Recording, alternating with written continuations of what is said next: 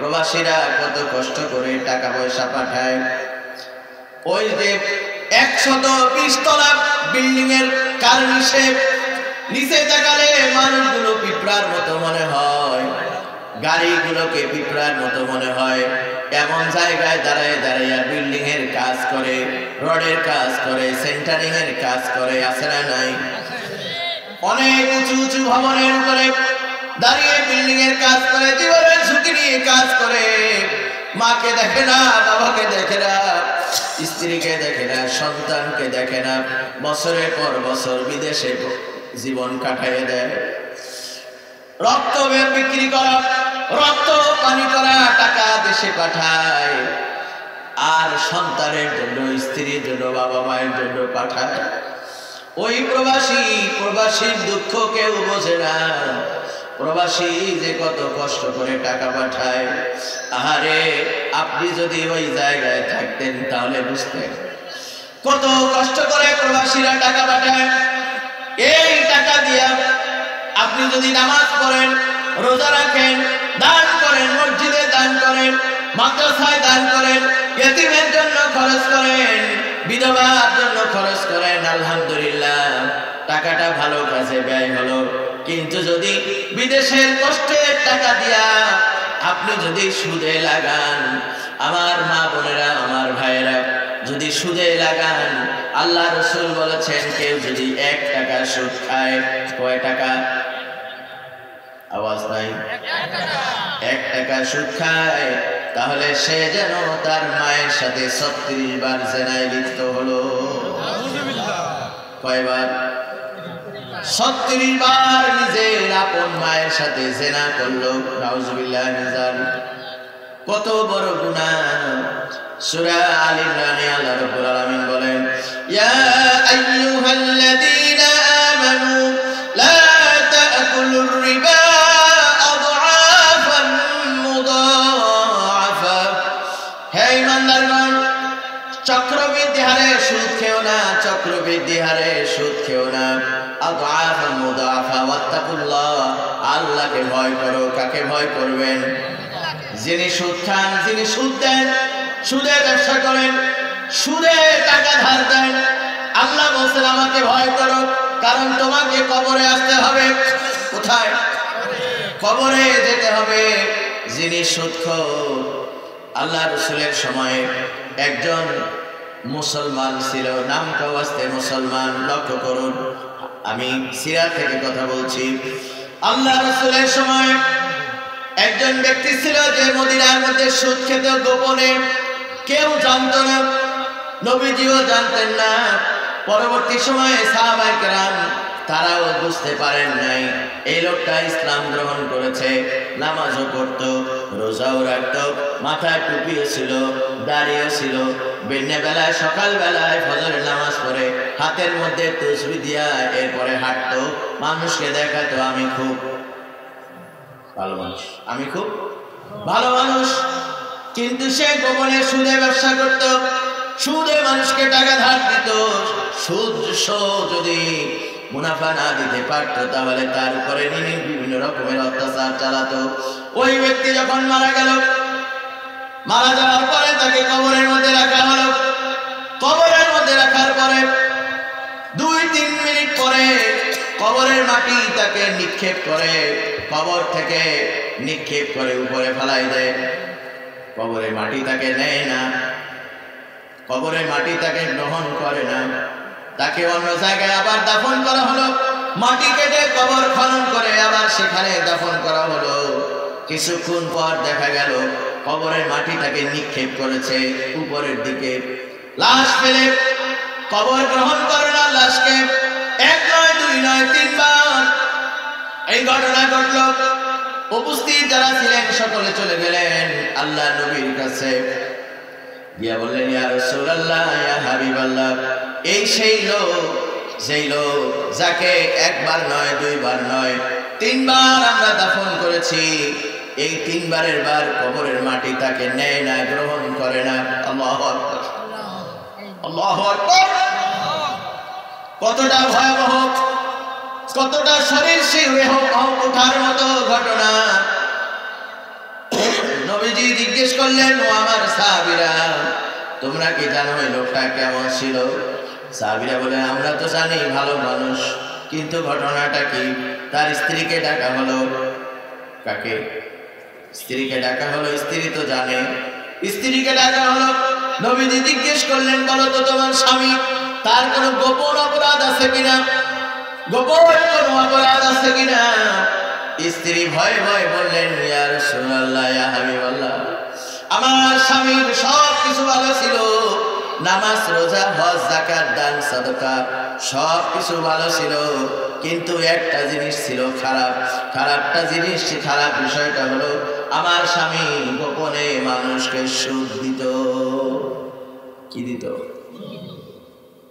আজকে তওবা করুন মা বোনেরা, পুরুষ ভাইয়েরা, ব্যবসায়ী ভাইয়েরা, ও চৌগাছার ভাইয়েরা, আজকেই তওবা করুন।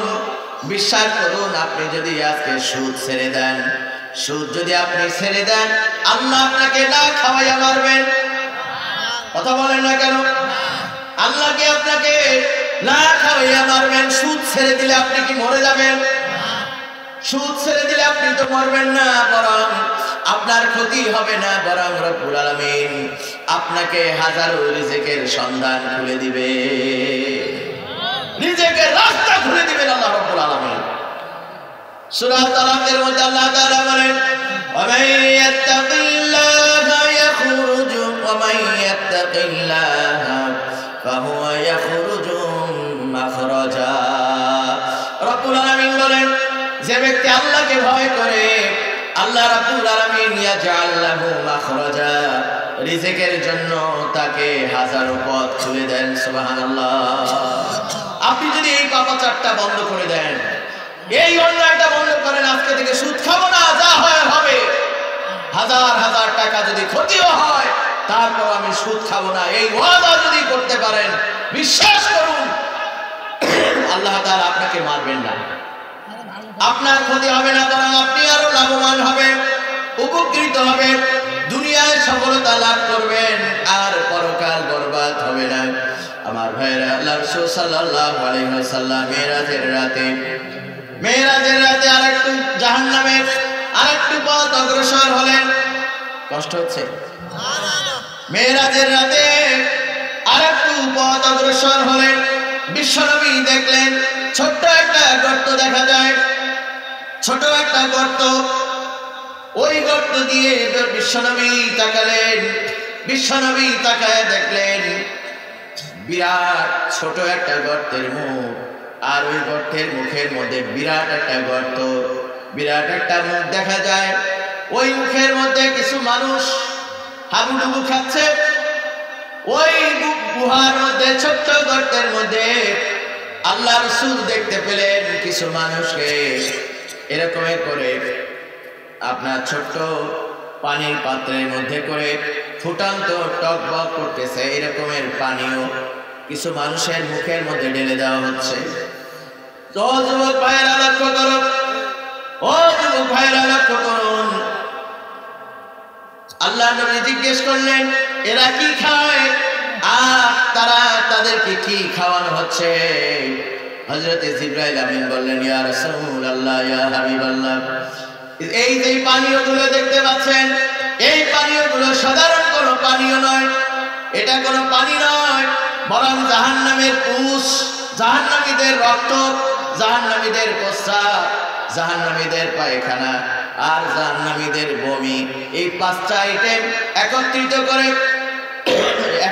করে জাহান্নামের আগুনে ফুটন্ত করে, জাহান্নামের আগুনে উত্তাপ দিয়ে এটা ফুটন্ত অবস্থায় ওই লোকগুলোকে খাওয়ানো হচ্ছে। নাউজুবিল্লাহ। আমি কি বানায় হাদিস বলতেছি? জাহান্নামীদেরকে, জাহান্নামীদের পুষেন রক্ত, প্রস্রাব, পায়খানা, বমি, এই পাঁচটা আইটেমকে মিশ্রণ করে, মিক্স করে এরপরে একটা পানীয় বানাইয়া এরপরে জাহান্নামের আগুনে সেগুলোকে উত্তপ্ত করে, ফুটন্ত করে, বয়েল করে এরপরে তাদেরকে খাইয়ে দেওয়া হচ্ছে। আল্লাহ রাসূল বললেন, ও জিবরাইল, ও হতভাগা লোকগুলো কারা?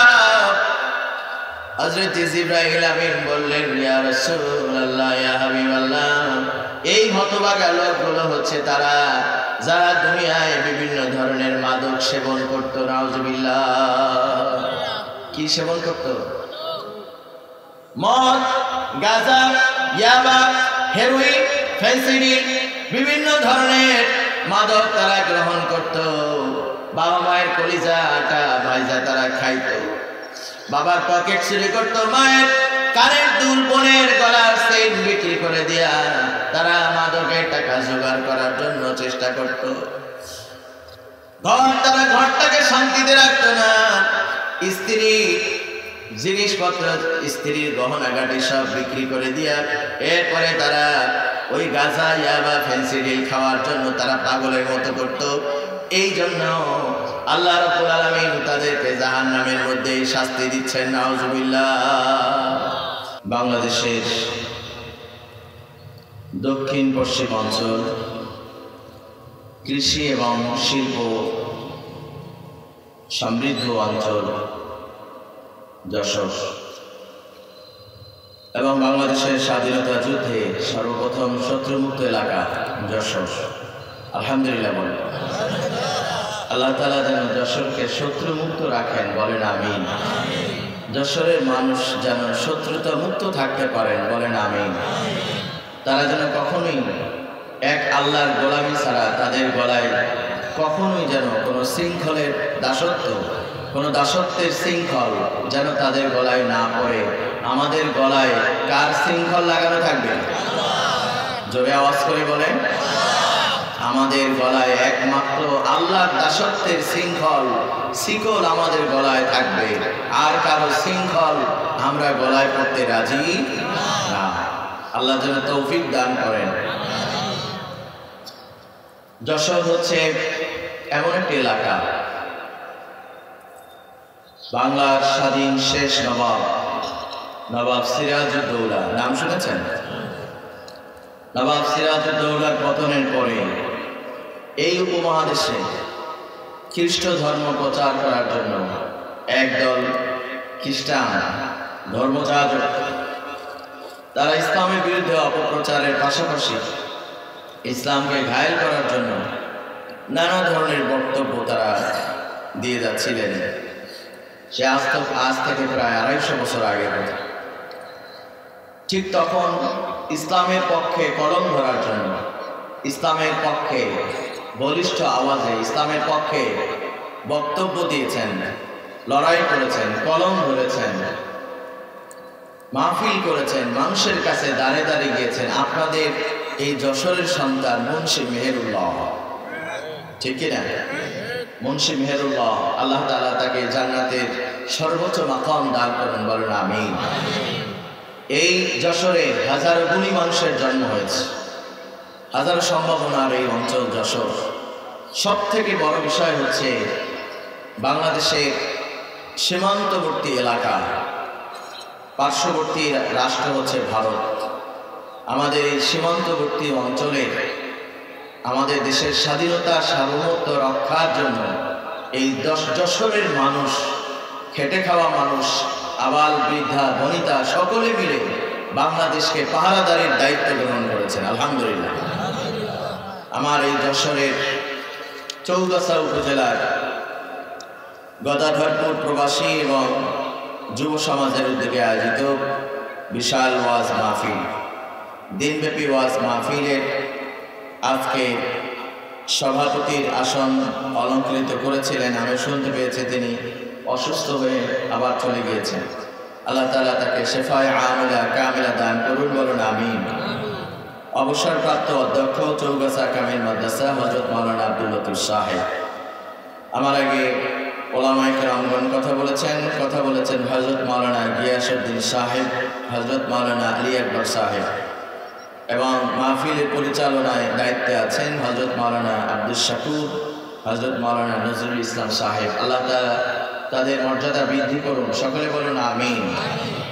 আমার সামনে উপবিষ্ট প্রাণপ্রিয় শ্রদ্ধেয় মুরব্বিয়ানে কেরাম, সম্মানিত মসজিদের ইমাম বৃন্দ, খতিব বৃন্দ, স্কুল কলেজ বিশ্ববিদ্যালয় সহ যশোর বিজ্ঞান ও প্রযুক্তি বিশ্ববিদ্যালয় এবং আশেপাশের সকল শিক্ষা প্রতিষ্ঠানের সম্মানিত শিক্ষক শিক্ষয়িত্রী এবং এই বাজারের সম্মানিত ব্যবসায়ী ভাইরা, উপস্থিত আছেন সম্মানিত যুবক ভাইরা, সম্মানিত মা এবং বোনেরা, এবং মাইকের শব্দ পাচ্ছেন আমার অমুসলিম ভাই এবং বোনেরা, যারা অমুসলিম অন্য ধর্মের ভাইরা।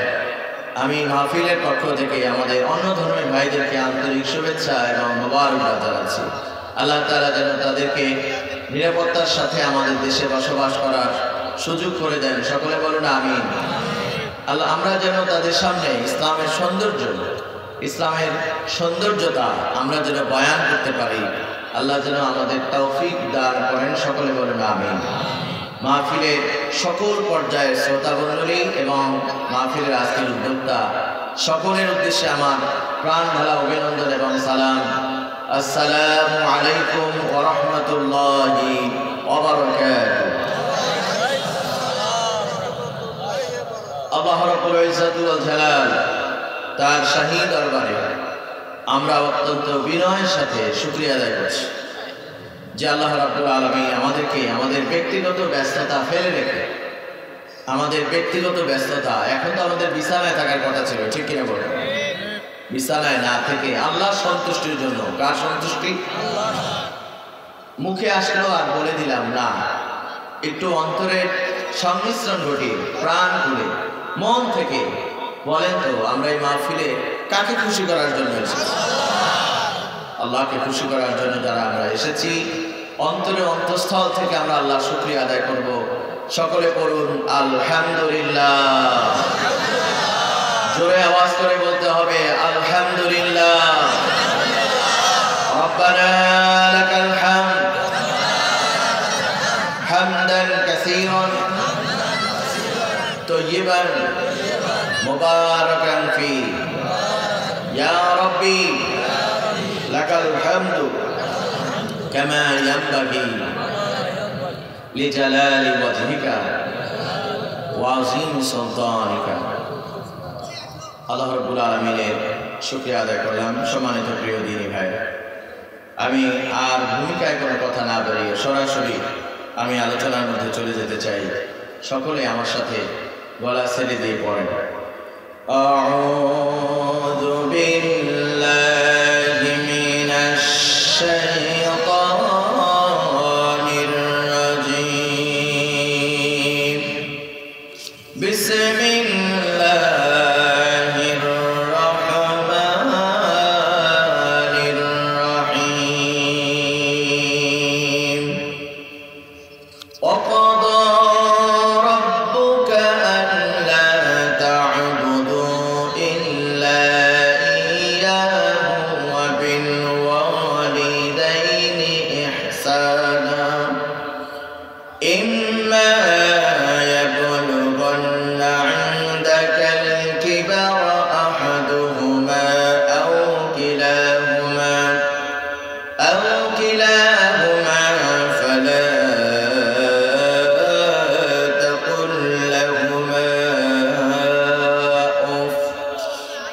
فلا تقل لهما أف ولا تنهرهما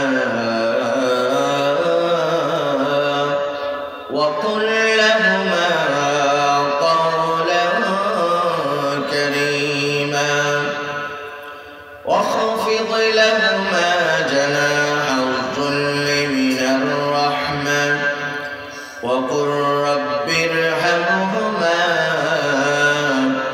كما ربياني صغيرا।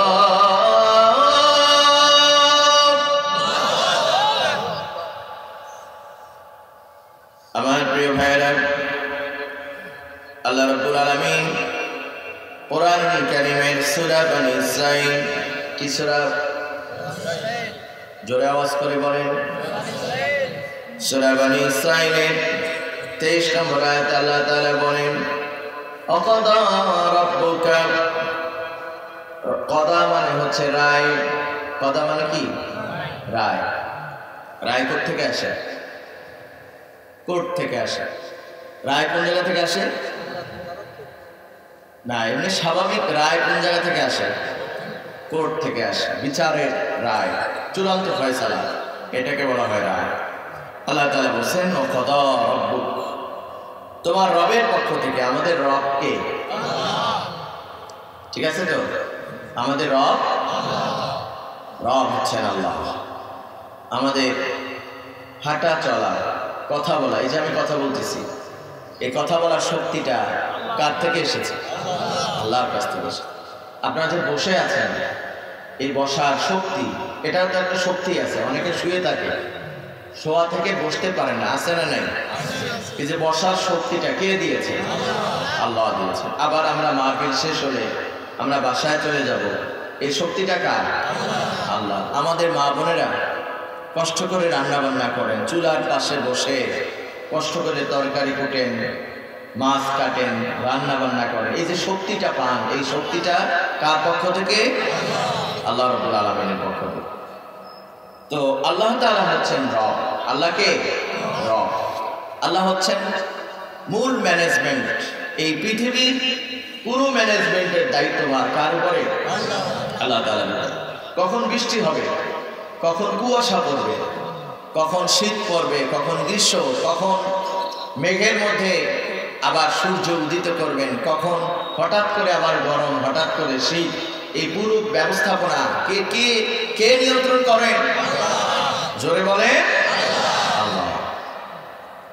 আমার প্রিয় ভাইয়েরা, আল্লাহ তাআলা আমাদেরকে বড় আদর করে, মায়া করে সৃষ্টি করেছেন, কত যত্ন করে সৃষ্টি করেছেন, কত মায়া দিয়ে, কত পরিকল্পনা দিয়ে রব্বুল আলামিন আমাদের জন্য এই ভুবন, এই পৃথিবী তৈরি করেছেন।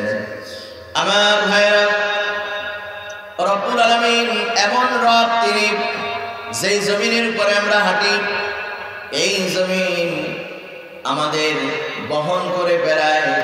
এই জমিন রব্বুল আলামিন খুব শক্ত বানান নাই, আবার নরমও বানান নাই। শক্ত বানালে বাড়িঘর করতে পারতাম না, চাষাবাদ করতে পারতাম না, গাছ লাগাতে পারতাম না, মাটি কাটতে পারতাম না। আবার যদি খুব নরম হতো তাহলে এই জমিনটা হয়ে যেত কাদার মতো, হাঁটা চলা করা যেত না। রব্বুল আলামিন আমাদের প্রয়োজনের দিকে তাকিয়ে এই জমিনটাকে নরম বানান নাই, শক্ত বানান নাই, মধ্যবর্তী অবস্থায় রেখেছেন। তিনি হচ্ছেন আপনার আমার রব। আল্লাহু আকবার। জোরে বলে আল্লাহু আকবার। এই জন্য রব যেন আমরা ভুলে না যাই, রবের কথা যেন আমরা ভুলে না যাই। এজন্য রব্বুল আলামিন আমাদেরকে ঘন ঘন শিখিয়েছেন, বান্দারে আমি তোমাদের রব, খবরদার রবের কথা ভুলে যেও না। সব কিছু ভুলে গেলেও তোমরা রবের কথা ভুলে যেও না। কার কথা? আল্লাহর কথা ভুলে যাও না, রবের কথা ভুলে যাও না। এই জন্য সূরা ফাতিহা যখন আমরা পড়ি, সূরা ফাতিহা যখন নামাজে দাঁড়িয়ে পড়ি, কি পড়ি আমরা? সবাই পড়েন আলহামদুলিল্লাহি রাব্বিল আলামিন। পড়েন আমার সাথে, আলহামদুলিল্লাহি রাব্বিল আলামিন। রাব্বিল আলামিন। সমস্ত প্রশংসা কার? জোরে বলেন সমস্ত প্রশংসা কার? সমস্ত প্রশংসা আমার আল্লাহ, যিনি তামাম বিশ্ব জাহানের রব, তামাম বিশ্বের রব আমার আল্লাহ। আবার সূরা ফাতিহা যখন শেষ হয়ে যায়, সূরা ফাতিহা যখন পড়ি, এরপরে অন্য সূরা মিলাইয়া যখন রুকুতে যাই, তখন বলি সুবহানা রাব্বিয়াল আযীম। সুবহানাল্লাহ। কি পড়ি? এখানে রব আছে না? সুবহানা রাব্বিয়াল আযীম। এরপরে আমি যখন দাঁড়িয়ে যাই, সোজা হয়ে দাঁড়িয়ে পড়ি রব্বানা লাকাল হামদ। রব্বানা, এখানে রব আছে না নাই? এখানে রব আছে। রব্বানা লাকাল হামদ। অতিরিক্ত একটা দোয়া আছে, হামদান কাসীরান তাইয়িবান মুবারাকান ফি আল্লাহু আকবার। বিশ্বনবী মুহাম্মদ রাসূলুল্লাহ সাল্লাল্লাহু আলাইহি ওয়াসাল্লামের একজন সাহাবী ছিলেন, নাম ছিল হযরতে আবু যর। কি নাম? আবু যর গিফারি রাদিয়াল্লাহু তাআলা আনহু। তিনি ছিলেন অত্যন্ত নরম মনের মানুষ। আল্লাহ রাসূলকে হুবহু অনুসরণ করার জন্য যা করা দরকার তাই তিনি করতেন। হযরত আবু যর গিফারি রাদিয়াল্লাহু তাআলা আনহু আল্লাহ রাসূলের পিছনে সালাত আদায় করতেছেন, আসরের সালাত। কোন নামাজ? আসরের নামাজ পড়তেছেন। আসরের নামাজ পড়া অবস্থায় আবু যর গিফারি রাদিয়াল্লাহু তাআলা আনহু রুকু থেকে দাঁড়িয়ে সুবহান রাব্বিয়াল আযীম সামি আল্লাহু লিমান হামিদা, এরপরে তিনি বললেন রব্বানা লাকাল হামদ হামদান কাসীরান তাইয়িবান মুবারাকান ফি। এই দোয়াটা পড়লেন। এই শব্দ সমস্যা। এই দোয়াটা পড়ার পরে আল্লাহর নবী সালাম ফিরালেন, নামাজ শেষ করলেন। নামাজ শেষ করে জিজ্ঞেস করলেন, কে তোমাদের মধ্যে এই দোয়াটা, অতিরিক্ত দোয়াটা পড়েছে? আমি তো তোমাদেরকে শিখিয়েছি রব্বানা লাকাল হামদ। অতিরিক্ত এই দোয়াটা কে পড়েছো? হযরত আবু যর গিফারি রাদিয়াল্লাহু তাআলা আনহু ভয়ে ভয়ে বললেন, আনা আকরাউ ইয়া রাসূলুল্লাহ, হে রাসূল আমি পড়েছি। আল্লাহ রাসূল বললেন, ও আবু যর, তুমি নবী না আমি নবী। তুমি দেখো নাই আমি দেখেছি, তুমি দেখো নাই আমি দেখেছি। তুমি যখন দাঁড়িয়ে রব্বানা লাকাল হামদ হামদান কাসীরান তাইয়িবান মুবারাকান ফি এই অতিরিক্ত দোয়াটুকু পড়তেছিলা, আমি দেখতেছিলাম তোমার আমলনামায় ফেরেশতারা কে কত বেশি নেকি লিখবে তার প্রতিযোগিতা করতেছিল। আল্লাহু আকবার। এই দোয়াটা কি আমরা করতে পারবো ইনশাআল্লাহ? আবু যর গিফারির আমলনামায় এই সওয়াব পৌঁছবে, আমাদের আমলনামায় পৌঁছবে না? হবে কি হবে না? সওয়াব হবে। আমরা কি আমলটা দোয়া করতে পারবো ইনশাআল্লাহ? আমার প্রিয় ভাইয়েরা, আমলের মাস আসতেছে মাহে রমজান। ওই যে মাহে রমজান আমাদের কাছে দেখা যায় এখন হচ্ছে রজব মাস।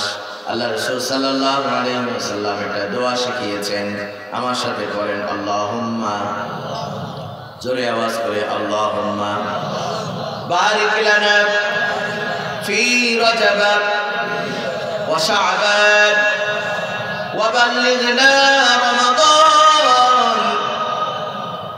আল্লাহুম্মা হে আল্লাহ, বারিক লানা, আপনি বারাকা দিন, বারাকা দিন, বারিক লানা ফি রজব ওয়া শাবান, শাবান মাসে বারাকা দিন, ওয়া বাল্লিগনা রমাদান, আর রমাদানকে আমাদের হায়াতকে লম্বা করুন। সুবহানাল্লাহ। রমজান মাসকে আমার জীবনে পাবো, আগামী রমজানে আল্লাহর কাছে প্রত্যাশা করি। চান কে দেখি। অন্য ভাষাকে তিনি আত্মস্থ করার জন্য পাগল করা হয়েছিলেন, কিন্তু শেষ পর্যন্ত তিনি বুঝতে পারলেন যে অন্য ধর্ম, অন্য দেশের সংস্কৃতি গ্রহণ করার মধ্যে কোনো ধরনের কোনো বাহাদুরি না। নিজেরটা লালন করতে হবে, নিজের ধর্ম, নিজের ভাষা, নিজের স্বকীয়তা, নিজের স্বতন্ত্র। বলেন তো মুসলমান, আমাদের জীবন ব্যবস্থার নাম কি? আমাদের জীবন ব্যবস্থার নাম কি? ইসলাম। Islam is the complete code of life, পরিপূর্ণ জীবন ব্যবস্থা। ইসলামের মধ্যে আছে মানুষের ব্যক্তি জীবন, মানুষের পারিবারিক জীবন, সামাজিক জীবন, অর্থনৈতিক জীবন, ব্যবসা কিভাবে করবেন, চাকরি কিভাবে করবেন, পবিত্রতা কিভাবে অর্জন করবেন, সব কিছু রব্বুল আলামিন এই কোরআনে আছে না নাই? দিয়েছেন কি দেন নাই? আমার প্রিয় ভাইরা, যখন আপনি কথা বলবেন, কথা বলার ম্যানার আল্লাহ তাআলা শিখিয়েছেন, ওয়াকুলু লিন-নাসি হুসনা, মানুষের সাথে সুন্দর করে কথা বলো, হাসি মুখে কথা বলো। সুবহানাল্লাহ। কথা বলার সময় হাসি মুখে কথা বলা, এটা আল্লাহ রাসূলের সুন্নাত। বিশ্বনবী মুহাম্মদুর রাসূলুল্লাহ সাল্লাল্লাহু আলাইহি ওয়াসাল্লাম বলেছেন, কোন ব্যক্তি যদি আরেকজন মানুষের সাথে কথা বলার সময় হাসি দিয়ে কথা বলে, আল্লাহ রাসূল বলেছেন ওই ব্যক্তি কোন দান কিংবা সাদাকা করলে যে সওয়াব হবে, হাসি মুখে তার ভাইয়ের সাথে কথা বললে সেই সওয়াব আল্লাহ রাব্বুল আলামিন দান করে দিবেন। সুবহানাল্লাহ। আমার প্রিয় ভাইরা, তিনজন যদি সফরে যান, কয়জন? তিনজন যদি কোথাও সফরে বের হয়, আল্লাহ রাসূল বলেছেন ইদা সালাসা সাফারা আহাদুহুম, যখন তোমাদের মধ্যে তিনজন সফরে বের হও, ফালিয়ুআমিরু আহাদাহুম, তাহলে একজনকে সফরের আমির বানায়া নাও। সুবহানাল্লাহ। তিনজন যদি একসাথে থাকো তাহলে কানাকানি করবে না, কানাকানি করবে না। কানাকানি মানে কানে কি কথা হয়? মুখে কানে কথা বলবে না, তাহলে আরেকজন মনে করে নেবে সম্ভবত আমার ব্যাপারে কোনো কথা বলছে। দুইজন যদি কানে কানে কথা বলেন তাহলে পাশের জনের মনের মধ্যে একটু সন্দেহ তৈরি হয় না? আল্লাহ রাসূল এটা নিষেধ করেছেন। সুবহানাল্লাহ।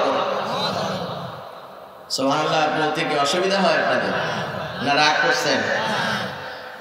আমার প্রিয় ভাইরা, আল্লাহ রাসূল আরো বলেছেন, যখন কাউকে কোনো কিছু দাও, হাত দিয়ে কোনো কিছু দাও, ডান হাত দিয়ে দাও, বাম হাত দিয়ে নয়। কোন হাত দিয়ে দিবেন? নেওয়ার সময় কোন হাত? ডান হাত। দেওয়ার সময় ডান হাত, নেওয়ার সময় বা ডান হাত। আর শুধুমাত্র বাম হাত আপনি প্রয়োজনে ব্যবহার করেন, অসুবিধা নাই। ওযু ইস্তেঞ্জার জন্য বাম হাত, কিন্তু যখন কোনো মানুষকে কোনো কিছু দিবেন ডান হাত দিয়ে দিবেন। ছোট্ট বাচ্চাদেরকেও শেখাতে হবে, খাওয়ার সময় কোন হাত? ডান হাত। ডান হাত দিয়ে খাওয়া সুন্নাত।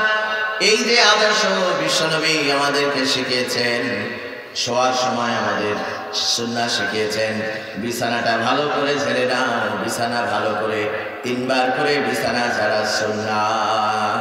সুবহানাল্লাহ বলো। কয়বার ঝাড়বেন বিছানা? 3 বার। ডান কাঁধে ঘুমাও, কারণ বাম কাঁধে ঘুমানো তোমার জন্য ক্ষতি। ডান কাঁধে ঘুমাও। ঘুম থেকে যখন উঠে যাও, সকালে ঘুম থেকে ওঠো, ফজরের নামাজ, ঘুম থেকে উঠে যাও, ঘুম থেকে উঠে আল্লাহর প্রশংসা করো আর দোয়া করে নাও, আলহামদুলিল্লাহিল্লাযী আহইয়ানা বা'দা মা আমাতানা ওয়া ইলাইহিন নুশুর। আল্লাহু আকবার। এই দোয়া আপনারা পড়েন কিনা? পড়েন? কথা বলেন। আলহামদুলিল্লাহিল্লাযী আহইয়ানা, সমস্ত প্রশংসা আলম আমার আল্লাহ। আহইয়ানা, যিনি আমাদেরকে জীবিত করেছেন। বা'দা মা আমাতানা, মৃত্যুর পরে যিনি আমাদেরকে জীবন দিয়েছেন। ওয়া ইলাইহিন নুশুর, এবং যিনি যার কাছে আমাদেরকে ফিরে যেতে হবে। আমাদেরকে কার কাছে ফিরে যেতে হবে? আল্লাহ রাব্বুল আলামিনের কাছে। আমার ভাইরা, সকালবেলা ঘুম থেকে উঠে 1 নম্বর দায়িত্ব কি? ফজরে, জোরে বলেন, ফজরে নামাজ। আজকে ফজরের নামাজ কে কে পড়ছেন? আলহামদুলিল্লাহ, আলহামদুলিল্লাহ। ফজরের আযান হইলে পরে চাষি ভাই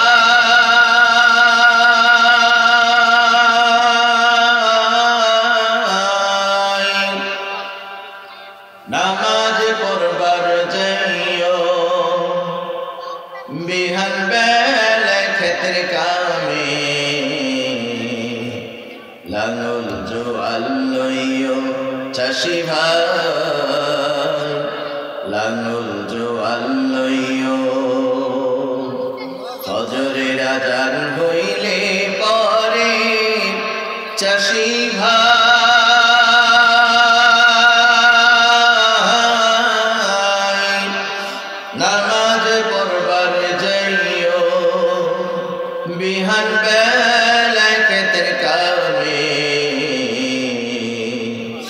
লাঙল জোয়াল লইও চাষি ভাই, লাঙল জোয়াল লইও। বলেন আমিন। সকালবেলায় যখন ঘুম থেকে উঠব, সালাতুল ফজর আদায়ের মাধ্যমে আমাদের দিন শুরু হবে, তাহলে রহমত ঢেলে দিবেন কে? রহমত ঢেলে দিবেন আল্লাহ, বরকত ঢেলে দিবেন আল্লাহ।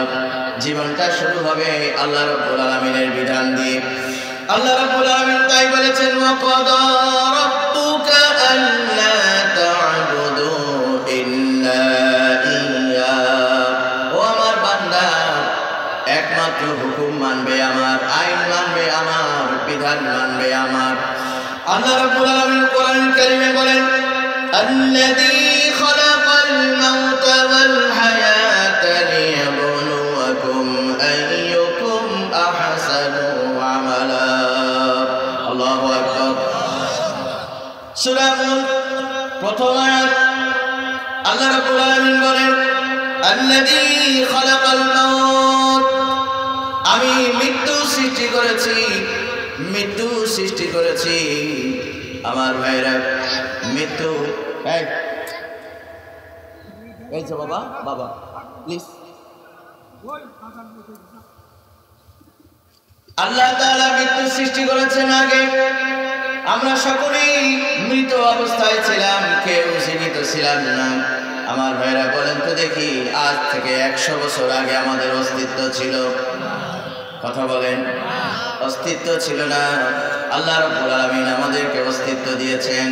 হাল আতা আলাল ইনসানি হিনুম মিনাদ দাহরি লাম ইয়াকুন শাইআন মাযকুরা।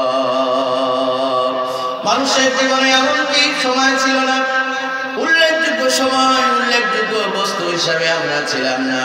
রব্বুল আলামিন আমাদেরকে সৃষ্টি করলেন মায়ের পেটের মধ্যে। কার পেটের মধ্যে? আওয়াজ করে বলেন। মায়ের পেটের মধ্যে আমরা ছিলাম। মায়ের পেটের মধ্যে আল্লাহ তাআলা কিভাবে আনলেন, কিভাবে আমাদেরকে মায়ের পেটের মধ্যে বড় করলেন? আমরা ছিলাম একটা নাপাক ফোঁটা, এক ফোঁটা পানি, এক ফোঁটা পানি ছিলাম, যেই পানি শরীর থেকে বের হলে গোসল ফরজ হয়, ঠিক কিনা? ওই নাপাক পানি থেকে আস্তে আস্তে করে রব্বুল আলামিন আমাকে গোশত পিণ্ড হিসাবে বানালেন। গোশত পিণ্ড ছিলাম, ছোট্ট একটা টুকরা, গোশতের টুকরা ছিলাম আমি এবং আপনি, আমরা সবাই। আজকে শরীরে শক্তি আছে, কণ্ঠে জোর আছে, তাই বলে অহংকার করি, অহংকার করি। এভাবে মানুষের উপরে জুলুম করি, অনাচার করি, অত্যাচার করি, অহংকার করি। অথচ আমার জীবনের প্রাথমিক সময়টা ছিল, আমি ছিলাম একটা গোশতপিণ্ড, ঠিক না? আল্লাহ চাইলে মায়ের পেট থেকে পূর্ণ শিশু না বানিয়ে, পূর্ণ শিশু না বানাইয়া এরপরে সন্তানের মতো, ছোট মানুষের মতো বের না করে একটা গোশত পিণ্ডের মতো বের করে দিয়া এরপরে আবর্ষণ হয়ে যেতে পারত, গর্ভপাত হয়ে যেতে পারত। আল্লাহ তাআলা করেন নাই। আল্লাহ তাআলা ওই গোশত পিণ্ডটাকে বড় করেছেন, ধীরে ধীরে হাত দিয়েছেন, গোশত দিয়েছেন, হাড্ডি দিয়েছেন, হাড্ডি দিয়ে দিয়ে এরপরে ধীরে ধীরে রব্বুল আলামিন বড় করেছেন আমাদেরকে। আমার ভাইরা লক্ষ্য করুন, মানুষ কিভাবে কি করে আল্লাহর হুকুম বিধান লঙ্ঘন করে, কি করে করে।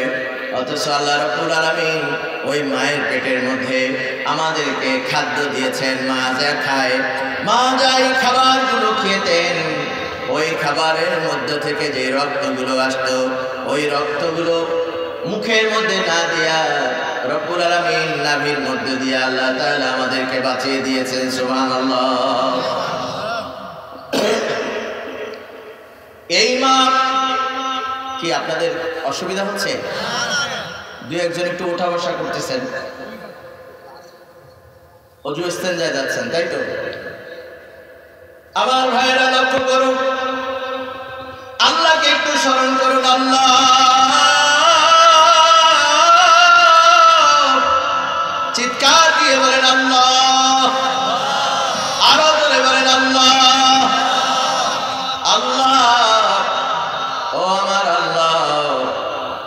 যখন মায়ের পেটের মধ্যে ছিলাম, পেটের মধ্যে থাকা অবস্থায় দুনিয়ার কেউ কিন্তু আমার খবর নিতে পারে নাই।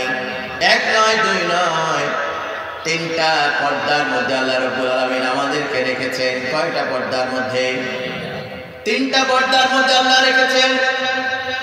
এই তিনটা অন্ধকার, ফি যুলুমাতিন সালাস, তিনটা অন্ধকারের মধ্যে আল্লাহ রাব্বুল আলামিন আমাদেরকে মায়ের পেটের মধ্যে রেখে এরপরে চতুর্দিক থেকে আটকানো একটা প্যাকেট। মায়ের পেটের মধ্যে একটা থলির মধ্যে আমরা ছিলাম। কখনো লক্ষ্য করেছেন কিনা ওই থলির চতুর্দিকে কোনো ছিদ্র আছে? কথা বলেন। কোনো ছিদ্র নাই। ওই ছিদ্রের মধ্যে শ্বাস প্রশ্বাস কেমনে করলাম, কিভাবে করলাম? কিন্তু মায়ের পেট থেকে যখন আসছি তখন কিন্তু এক সেকেন্ড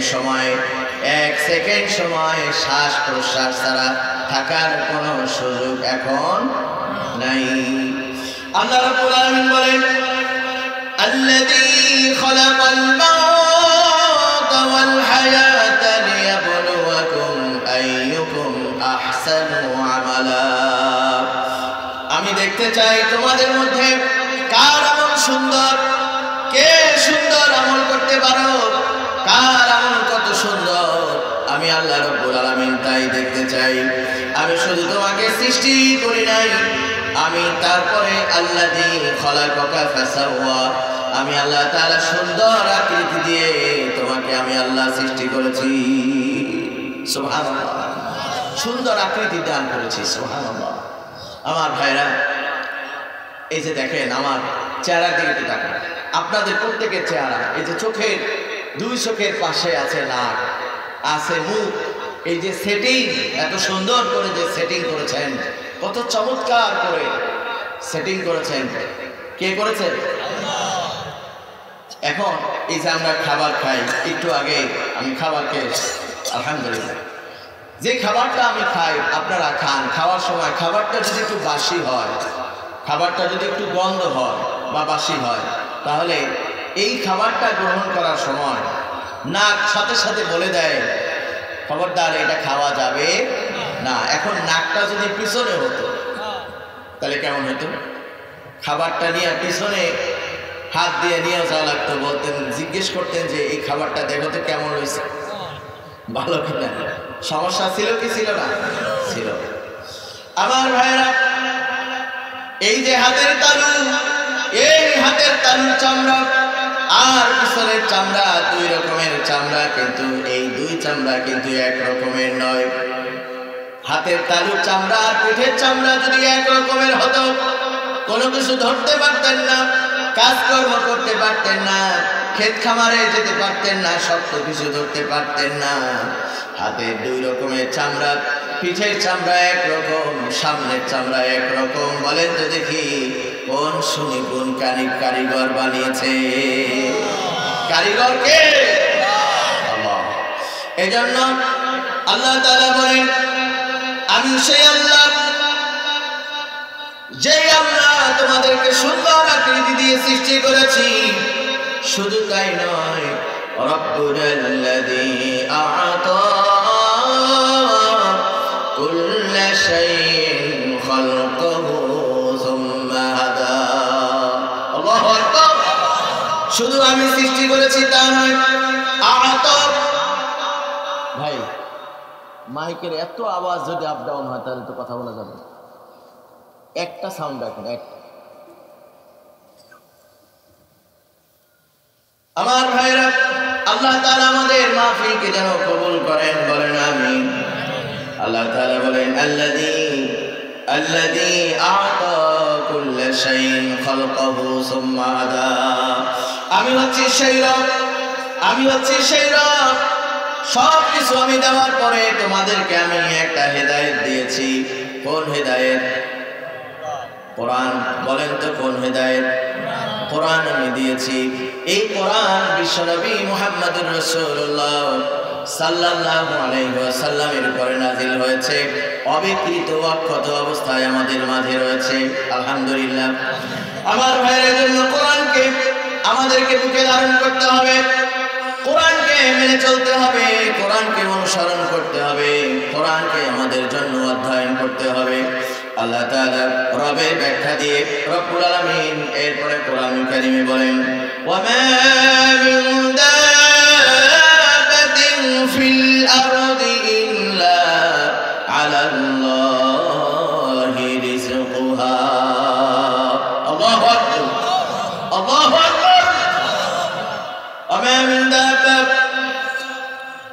পৃথিবীতে এমন কোন বিচরণশীল জীব নেই যে বিচরণশীল জীবের রিজিকের দায়িত্ব আমি আল্লাহ রাব্বুল আলামিন পালন করি না। সুবহানাল্লাহ। সকলের রিজিকের দায়িত্ব কে নিয়েছেন? সন্তানের দায়িত্ব আপনার। যে সন্তান আপনার ঘরে, এই সন্তানের রিজিক আপনি দেন না আল্লাহ দেন? কে দেন? স্ত্রীর রিজিক, ঘরের কাজের লোকের রিজিক কে? আল্লাহ দেন। সম্মানিত প্রিয় ভাইরা, সমুদ্রের মধ্যে যে আপনার মৎস্যরাজি, এগুলোর কে খাওয়ায়? পাখিদেরকে কে খাওয়ান? আল্লাহ তাআলা খাওয়ান। হযরতে মুসা আলাইহিস সালাম, হযরতে সুলাইমান আলাইহিস সালাম নাম শুনেছেন? হযরত সুলাইমান আলাইহিস সালাম একবার আল্লাহর কাছে আবেদন করলেন, আল্লাহ তোমার যে সৃষ্টি, আমাকে তো সারা পৃথিবীর বাদশা বানিয়েছে, সারা পৃথিবীর বাদশা আমাকে বানিয়েছে। লক্ষ্য করুন, সারা পৃথিবীর বাদশা আমাকে বানিয়েছ। আমি একবেলা তোমার সৃষ্টি রাজিকে আমি একবেলা আহার করাইতে চাই, খাওয়াইতে চাই দাওয়াত দিয়ে। কয় বেলা? একবেলা খাওয়াতে চাই। হযরতে সুলাইমান আলাইহিস সালাম আল্লাহ রাব্বুল আলামিনের কাছে অনুরোধ করলেন, রব্বুল আলামিন, ও রব্বুল আলামিন, একটা বেলা আমাকে সুযোগ দান করে দাও, আমি এক বেলা তোমার সৃষ্টিকে খাওয়াতে চাই।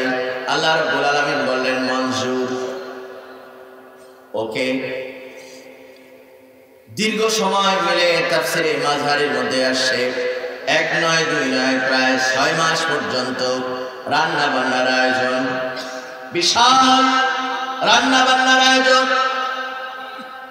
বিশাল আয়োজন করে হযরত সুলাইমান আলাইহিস সালাম সব কিছু রেডি করলেন। সব কিছু রেডি করে হযরত সুলাইমান আলাইহিস সালাম বললেন, আল্লাহ এইবার তোমার সৃষ্টিদেরকে এবার পাঠাও, আমি প্রস্তুত আছি, আমি রেডি আছি। হযরত সুলাইমান আলাইহিস সালামের দাওয়াত খাওয়ার জন্য তাফসীরের মধ্যে আসছে, এটা বানানো কোনো ঘটনা নয়, তাফসীরের ঘোষণা, তাফসীরের বক্তব্য। বিশাল এক মৎস্য সমুদ্রের মধ্য থেকে এসে হযরত সুলাইমান আলাইহিস সালামকে বললেন, আমি আপনার মেহমান, আমাকে আপনি আপ্যায়ন করুন। হযরত সুলাইমান আলাইহিস সালাম যত খাবারের আয়োজন করলেন, সমস্ত খাবারগুলো হযরত সুলাইমান আলাইহিস সালামের 3 ভাগের 1 ভাগ দিয়ে দিলেন মাছকে। কাকে? আমি মনে হয় আপনাদের কষ্ট দিচ্ছি খুব সম্ভবত।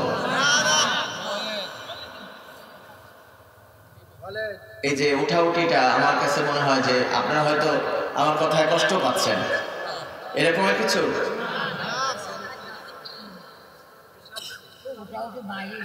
কষ্ট হচ্ছে? আমার ভাইরা লক্ষ্য করুন, আল্লাহ তাআলা যে রিজিক দাতা, রিজিকের মালিক কে, এই কথাটা আমরা ভুলে যাই। এই কথাটার প্রতি আমাদের শতভাগ আস্থা থাকে না। আমি মনে করি রিজিক হলো আমার চাকরি, রিজিক হলো আমার দোকান, রিজিক হলো আমার ব্যবসা। আমি রিজিকের সামনে মাথা নত করি, চাকরিকে আমি রব মনে করি। ওই ব্যবসা এত প্রিয়, এত প্রিয় ওই ব্যবসা আমার কাছে। ওই ব্যবসা প্রিয় হওয়ার কারণে জোহরের নামাজের আজান যখন মসজিদে হয়, মসজিদে আজান হওয়ার সাথে সাথে দোকান বন্ধ করে আমি মসজিদে যেতে পারি না। অবশ্য যশোরে এরকমের পরিবেশ নাই। যশোরে সবাই মসজিদে দোকানের ঝাঁপ বন্ধ করে মসজিদে চলে যায়, ঠিক না?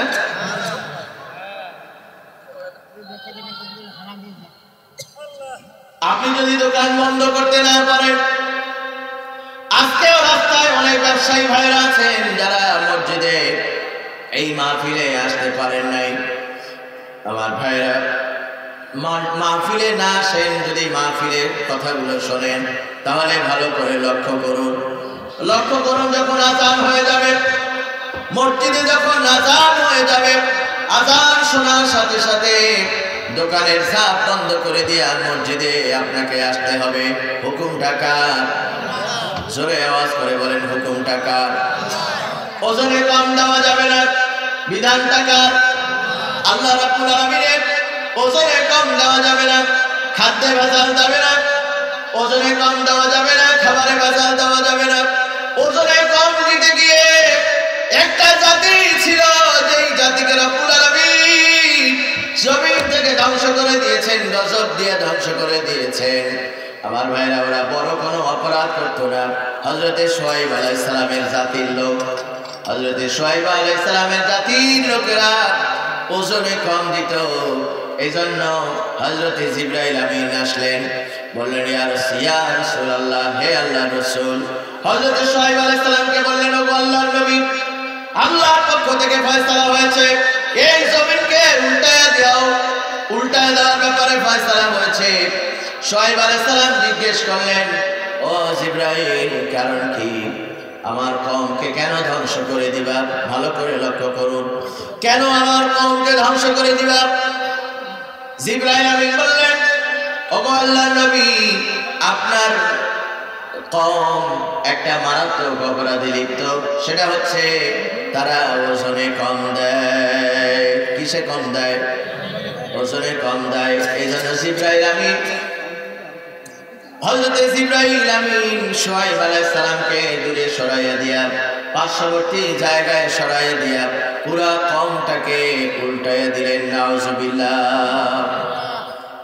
আমার প্রিয় ভাইরা, বহু জাতিকে আল্লাহ রাব্বুল আলামিন এভাবে ধ্বংস করে দিয়েছেন, এভাবে ধ্বংস করে দিয়েছেন। মানুষ একটা সময় ছিল যখন মদ পান করত। কি পান করত? মদ খেত। আল্লাহ তাআলার ফয়সালা হলো, ইয়া আইয়ুহাল্লাযীনা আমানু ইন্নামাল খামরু ওয়াল মাইসিরু ওয়াল আনসাবু ওয়াল আজলাম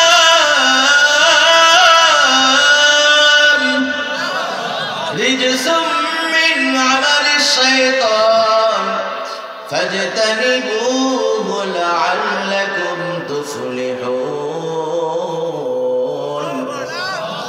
আল্লাহ তাআলা বলেন, হে ইমানদারগণ, নিশ্চয়ই মদ, মাদক, যত ধরনের মাদক আছে। কি আছে? মাদক। বলেন তো, যত ধরনের মাদক আছে, জুয়া আছে, মাদক, জুয়া, মদ, এগুলো হলো শয়তানের কাজ। আর এই জাতীয় কাজগুলোর সাথে যারা জড়িত থাকবে তাদের জীবনে কোনোদিন সফলতা আসবে না। রব্বুল আলামিন লাআল্লাকুম তুফলিহুন বলেছেন, ও জাতি, ও দেশের মানুষ, ও যুব সমাজ, ও যুব সমাজ, ও যুবকেরা, আজকের মাহফিল যুবকদের জন্য, যুবকদের নেতৃত্বে, যুবকদের আয়োজনে যুবকরা কষ্ট করেছেন। অনেক যুবক, বিশেষ করে আমার স্নেহের প্রিয় রাকিব, এরপরে আশরাফ সহ আরো কয়েকজন ইয়ং তরুণ যুবক, আল্লাহ যেন এই যুবকদেরকে কবুল করেন, বলেন আমিন। যুবকদের মূলত তিনটি কাজ, যুবকদের জন্য তিনটি কাজ। এক নম্বর হলো যুবকরা জ্ঞান অর্জন করবে, পড়াশোনা করবে, জ্ঞান অর্জন করবে। দুই নম্বরে যুবকরা হলো চরিত্র গঠন করবে, নিজের চরিত্রকে সুন্দর করবে, আচরণকে সুন্দর করবে, মুআমেলাত সুন্দর করবে, ব্যবহার সুন্দর করবে, বাবা মায়ের সাথে সুন্দর আচরণ করবে, মুরব্বীদের সাথে ভালো আচরণ করবে, সালাম বিনিময় দিবে, সালাম বিনিময় করবে, হাসি মুখে কথা বলবে। আর তিন নম্বরে হলো যুবকদের দায়িত্ব, তারা দেশ এবং জাতির সেবায় নিজেদেরকে তৈরি করবে, নিজেদেরকে তৈরি করবে, সমাজ সেবা, মানুষের বিপদ মুসিবতে পাশে দাঁড়াবে। কারা দাঁড়াবে? যুবকেরা। যুবকদের তিনটি কাজের কথা বললাম। এক নম্বরে যুবকরা পড়াশোনা করবে, স্টাডি করবে, গবেষণা করবে, লেখাপড়া করে মানুষের মতো মানুষ হবে। 2 নম্বরে তারা চরিত্র গঠন করবে। চরিত্র গঠন করার জন্য কিতাব হলো কোরআনুল কারীম। চরিত্র গঠনের কিতাবের নাম কি? জোরে বলে।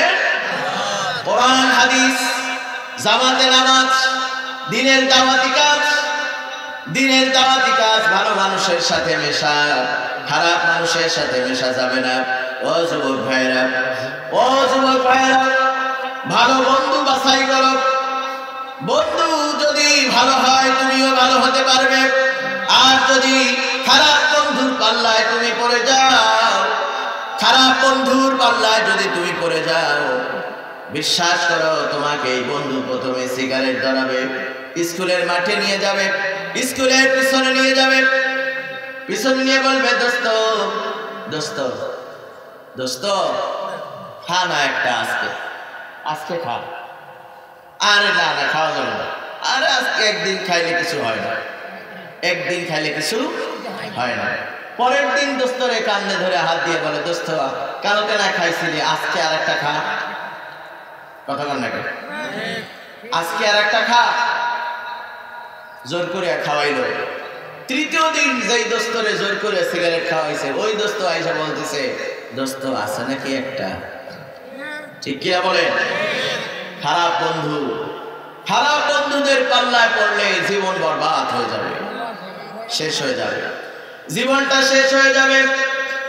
একটা ছেলে যদি মাদকাসক্ত হয় তাহলে ওই পরিবার শেষ, বাবা মায়ের জীবন ধ্বংস হয়ে যাবে, বাবা মা শান্তিতে থাকবে না, ভাই বোন গুলো শান্তিতে থাকবে না, ছোট ভাই বোন গুলো নষ্ট হয়ে যাবে, আর এলাকাও নষ্ট হয়ে যাবে। এই জন্য খবরদার, এলাকায় যদি মাদক থাকে, এলাকায় যদি মাদক থাকে, ভালো করে মাদকাসক্ত যুবক যারা আছে তাদেরকে ভালো বানানোর চেষ্টা করতে হবে। বিশ্বনবী মুহাম্মদ রাসূলুল্লাহ সাল্লাল্লাহু আলাইহি ওয়াসাল্লাম যখন এই মাসে মেরাজে গিয়েছিলেন, কোন মাসে? এই মাসে মেরাজে গিয়েছিলেন।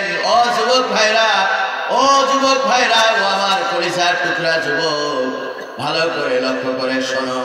আল্লাহর নবী জনাব মুহাম্মদুর রাসূলুল্লাহ সাল্লাল্লাহু আলাইহি ওয়াসাল্লাম যখন মেরাজে গেলেন, মেরাজে যাওয়ার পরে আল্লাহর নবী জান্নাত দেখলেন, জাহান্নামে যখন ঢুকলেন, জাহান্নামে ঢুকে বিভিন্ন দৃশ্য দেখতেছেন।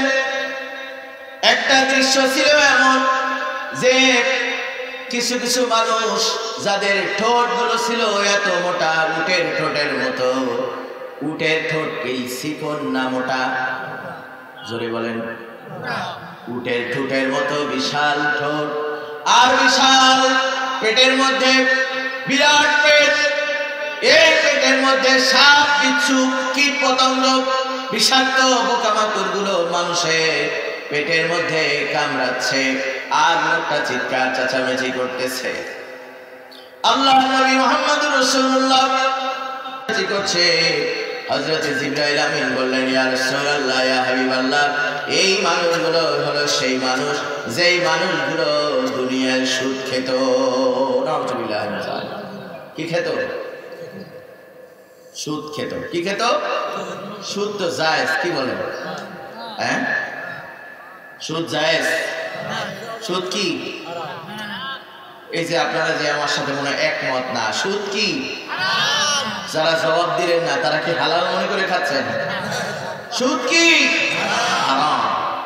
আমার মা বোনেরা, মা বোনদের প্যান্ডেলে আমি শুনতে পেয়েছি অসংখ্য মা বোনেরা প্যান্ডেলে এসেছেন, মাহফিলে এসেছেন, তাদেরকে অন্তরের অন্তঃস্থল থেকে মোবারকবাদ জানাচ্ছি। ও মা, ও বোন, আপনার স্বামী বিদেশে থাকেন, কষ্ট করে মাথার ঘাম পায়ে ফেলে, প্রবাসীরা কত কষ্ট করে টাকা পয়সা পাঠায়। ওই যে 120 তলা বিল্ডিং এর কার্নিশে নিচে তাকালে মানুষগুলো পিঁপড়ার মতো মনে হয়, গাড়িগুলোকে পিঁপড়ার মতো মনে হয়। এমন জায়গায় দাঁড়ায় দাঁড়াইয়া বিল্ডিং এর কাজ করে, রডের কাজ করে, সেন্টারিং এর কাজ করে, আছে না নাই? অনেক উঁচু উঁচু ভবনের উপরে দাঁড়িয়ে বিল্ডিং এর কাজ করে, জীবনের ঝুঁকি নিয়ে কাজ করে। মাকে দেখে না, বাবাকে দেখে না, স্ত্রীকে দেখে না, সন্তানকে দেখে না, বছরের পর বছর বিদেশে জীবন কাটাইয়ে দেয়। রক্ত বিক্রি করা, রক্ত পানি করা টাকা দেশে পাঠায়, আর সন্তানের জন্য, স্ত্রীর জন্য, বাবা মায়ের জন্য পাঠায়। ওই প্রবাসীর দুঃখ কেউ বোঝে না। প্রবাসী যে কত কষ্ট করে টাকা পাঠায়, আহারে আপনি যদি ওই জায়গায় থাকতেন তাহলে বুঝতেন কত কষ্ট করে প্রবাসীরা টাকা পাঠায়। এই টাকা দিয়া আপনি যদি নামাজ পড়েন, রোজা রাখেন, দান করেন, মসজিদে দান করেন, মাদ্রাসায় দান করেন, ইয়েতিমের জন্য খরচ করেন, বিধবার জন্য খরচ করেন, আলহামদুলিল্লাহ টাকাটা ভালো কাজে ব্যয় হলো। কিন্তু যদি বিদেশের কষ্টের টাকা দিয়া আপনি যদি সুদে লাগান, আমার মা বোনেরা, আমার ভাইয়েরা, যদি সুদে লাগান, আল্লাহ রাসূল বলেছেন কেউ যদি 1 টাকা সুদ খায়, কয় টাকা? আওয়াজ নাই। 1 টাকা সুদ খায়, তাহলে সে যেন তার মায়ের সাথে 36 বার জিনায় লিপ্ত হলো। কয়বার? 36 বার নিজের আপন মায়ের সাথে জিনা করলো। নাউজুবিল্লাহ মিন যালিক। কত বড় গুনাহ। সূরা আল ইমরানে আল্লাহ রাব্বুল আলামিন বলেন, ইয়া আইয়ুহাল্লাযীনা আমানু লা তা'কুলুর রিবা আদআফান মুদাআফা। হে ঈমানদারগণ, চক্রবৃদ্ধি হারে সুদ খেও না, চক্রবৃদ্ধি হারে সুদ খেও না। আদআফান মুদাআফা ওয়াত্তাকুল্লাহ, আল্লাহকে ভয় করো। কাকে ভয় করবেন? যিনি সুদ খান, যিনি সুদ দেন, সুদে ব্যবসা করেন, সুদে টাকা ধার দেন, আল্লাহ বলছেন আমাকে ভয় করো, কারণ তোমাকে কবরে আসতে হবে। কোথায়? কবরে যেতে হবে। যিনি সুদখোর, আল্লাহ রাসূলের সময়ে একজন মুসলমান ছিল, নামটা ওয়াস্তে মুসলমান। লক্ষ্য করুন, আমি সিরাত থেকে কথা বলছি। আল্লাহ রাসূলের সময় একজন ব্যক্তি ছিল যে মদিনার মধ্যে সুদ খেত গোপনে, কেউ জানতো না, নবীজিও জানতেন না। পরবর্তী সময়ে সাহাবায়ে কেরাম তারাও বুঝতে পারেন নাই এই লোকটা ইসলাম গ্রহণ করেছে, নামাজও পড়ত, রোজাও রাখত, মাথায় টুপিও ছিল, দাড়িও ছিল, দিনের বেলায় সকাল বেলায় ফজরের নামাজ পড়ে হাতের মধ্যে তসবিহ দিয়া এরপরে হাঁটতো, মানুষকে দেখাতো আমি খুব ভালো মানুষ, আমি খুব ভালো মানুষ। কিন্তু সে গোপনে সুদে ব্যবসা করত, সুদে মানুষকে টাকা ধার দিত। সুদ যদি মুনাফা না দিতে পারত তাহলে তার উপরে বিভিন্ন রকমের অত্যাচার চালাতো। ওই ব্যক্তি যখন মারা গেল, মারা যাওয়ার পরে তাকে কবরের মধ্যে রাখা হলো। কবরের মধ্যে রাখার পরে 2-3 মিনিট পরে কবরের মাটি তাকে নিক্ষেপ করে, কবর থেকে নিক্ষেপ করে উপরে ফেলাই দেয়। কবরের মাটি তাকে নেয় না, কবরের মাটি তাকে গ্রহণ করে না। তাকে অন্য জায়গায় আবার দাফন করা হলো, মাটি কেটে কবর খনন করে আবার সেখানে দাফন করা হলো। কিছুক্ষণ পর দেখা গেল কবরের মাটি তাকে নিক্ষেপ করেছে উপরের দিকে। লাশ ফেলে কবর গ্রহণ করে না লাশকে। 1 নয়, 2 নয়, 3 বার এই ঘটনা ঘটল। উপস্থিত যারা ছিলেন সকলে চলে গেলেন আল্লাহ নবীর কাছে, গিয়া বললেন, ইয়া রাসূলুল্লাহ, ইয়া হাবিবাল্লাহ, এই সেই লোক, যেই লোক যাকে 1 বার নয়, 2 বার নয়, 3 বার আমরা দাফন করেছি। এই 3 বারের বার কবরের মাটি তাকে নেয় না, গ্রহণ করে না। আল্লাহু আকবার, আল্লাহু আকবার। কতটা ভয়াবহ, কতটা শরীর শিহরে ওঠার মতো ঘটনা। নবীজি জিজ্ঞেস করলেন, ও আমার সাহাবীরা, তোমরা কি জানো এই লোকটা কেমন ছিল? সাহাবীরা বলেন, আমরা তো জানি ভালো মানুষ, কিন্তু ঘটনাটা কি? তার স্ত্রীকে ডাকা হলো। কাকে? স্ত্রীকে ডাকা হলো। স্ত্রী তো জানে, স্ত্রীকে ডাকা হলো। নবীজি জিজ্ঞেস করলেন, বলো তো তোমার স্বামী তার কোনো গোপন অপরাধ আছে কিনা, গোপন কোনো অপরাধ আছে কিনা? স্ত্রী ভয়ে ভয়ে বললেন, ইয়া রাসূলুল্লাহ, ইয়া হাবিবাল্লাহ, আমার স্বামীর সব কিছু ভালো ছিল, নামাজ রোজা হজ যাকাত দান সাদকা সব কিছু ভালো ছিল, কিন্তু একটা জিনিস ছিল খারাপ। খারাপ বিষয়টা হলো আমার স্বামী গোপনে মানুষকে সুদ দিত। কি দিত? আজকে তওবা করুন মা বোনেরা, পুরুষ ভাইয়েরা, ব্যবসায়ী ভাইয়েরা, ও চৌগাছার ভাইয়েরা, আজকেই তওবা করুন। বিশ্বাস করুন, আপনি যদি আজকে সুদ ছেড়ে দেন, সুদ যদি আপনি ছেড়ে দেন, আল্লাহ আপনাকে না খাওয়াইয়া মারবেন। কথা বলেন না কেন?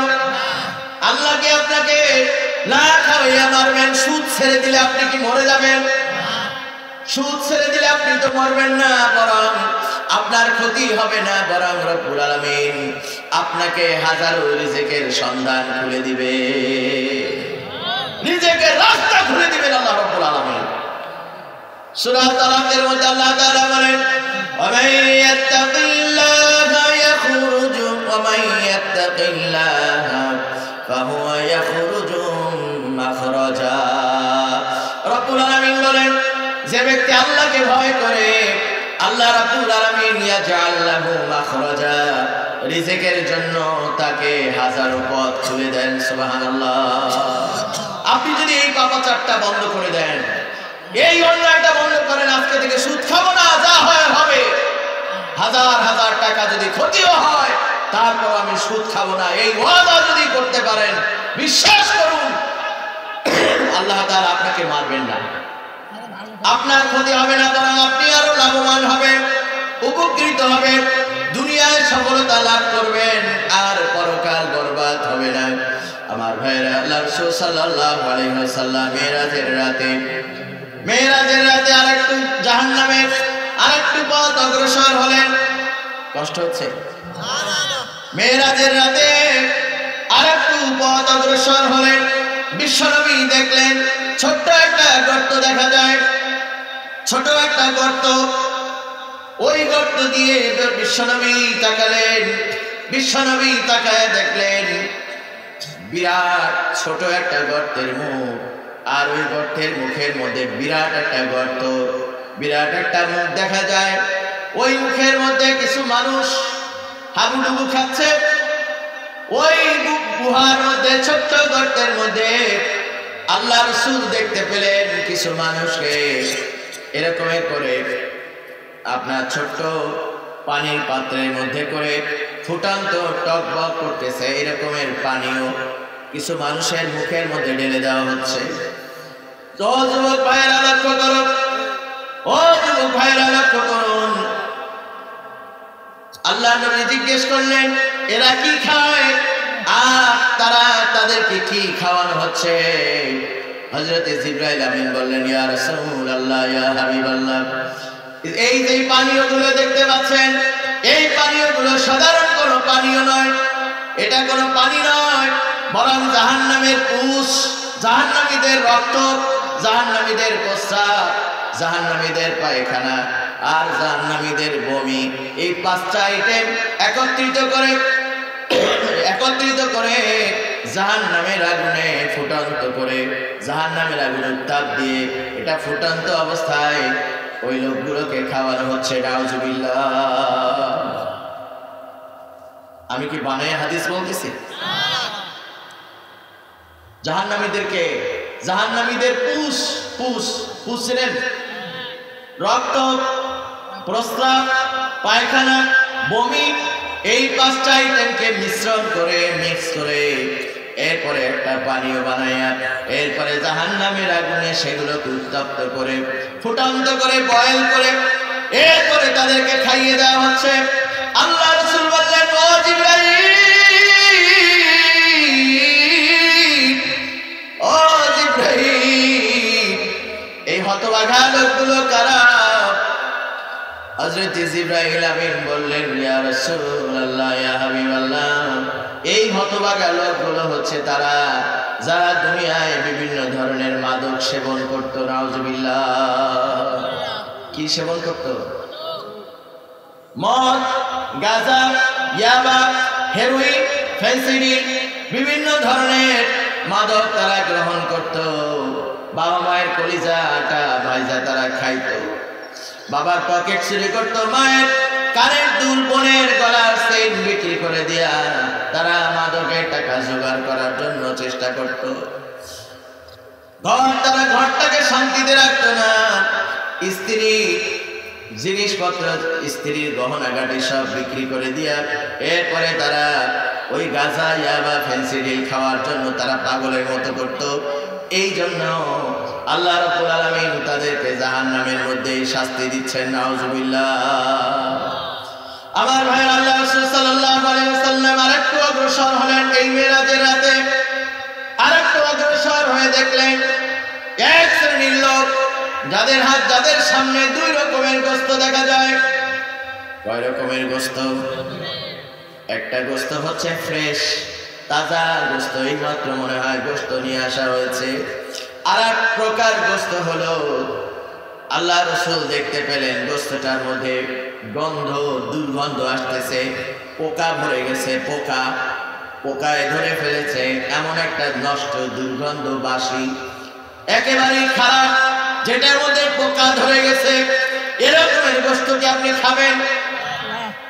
এরকমের পোকায় ধরা গোশত, দুই আইটেমের গোশত তাদের সামনে জাহান্নামের মধ্যে আল্লাহ রাসূল দেখতে পাচ্ছেন। ওই মানুষগুলোর সামনে ফ্রেশ গোশত থাকা সত্ত্বেও, সুন্দর গোশত থাকা সত্ত্বেও ওই নোংরা গোশতগুলো তারা নিয়ে নিয়ে খাচ্ছে। নাউজুবিল্লাহ। কি গোশত খায়? নোংরা গোশত, পোকামাকড় যুক্ত গোশত, ওই পচা গোশতগুলো তারা খাচ্ছে। আল্লাহ রাসূল জিজ্ঞেস করলেন, ও জিবরাইল, এই মানুষগুলো কারা, যাদের সামনে ফ্রেশ তাজা গোশত থাকা সত্ত্বেও কেন ওই পচা, বাসি, দুর্গন্ধযুক্ত, ওই পোকায় ধরে গেছে এমন গোশত তারা খাচ্ছে? ও আমার ভাইরা, যুবক ভাইরা, ও আমার বিবাহিত যুবক যুবতী ভাইরা, যারা বিয়ে করেছেন, যারা স্বামী স্ত্রী বন্ধনে আবদ্ধ হয়েছেন, তারা লক্ষ্য করে শুনুন। আল্লাহ রাসূল বললেন, এই সমস্ত যুবক হলো তারা, যেই যুবকগুলো নিজের স্ত্রী থাকা সত্ত্বেও, হালাল স্ত্রী থাকা সত্ত্বেও পরনারীর দিকে যারা আসক্ত ছিল, পরনারীর প্রতি যারা আসক্ত ছিল, নিজের স্ত্রী হালাল স্ত্রী থাকা সত্ত্বেও যারা পরকীয়ায় লিপ্ত ছিল, পরকীয়ার মধ্যে লিপ্ত ছিল। আমার ভাইরা, এই পরকীয়া আমাদের সমাজগুলোকে ধ্বংস করে দিয়েছে, স্বামী স্ত্রীর বন্ধনকে নষ্ট করে দিয়েছে। স্বামী স্ত্রীর পবিত্র বন্ধন, এটা হচ্ছে জান্নাত থেকে আগত। হযরত আদম এবং হাওয়া আলাইহিস সালাম দুজনের মধ্যে স্বামী স্ত্রীর বন্ধন দিয়েছেন। আল্লাহ রাব্বুল আলামিন এই সম্পর্কটাকে চমৎকার করেছেন, সম্পর্কটাকে সুন্দর করেছেন। স্বামী স্ত্রীর মধ্যে যে ভালোবাসা, এটা হচ্ছে আল্লাহর রহমত। এটা কি? কথা বলেন। আল্লাহর রহমত স্বামী এবং স্ত্রী।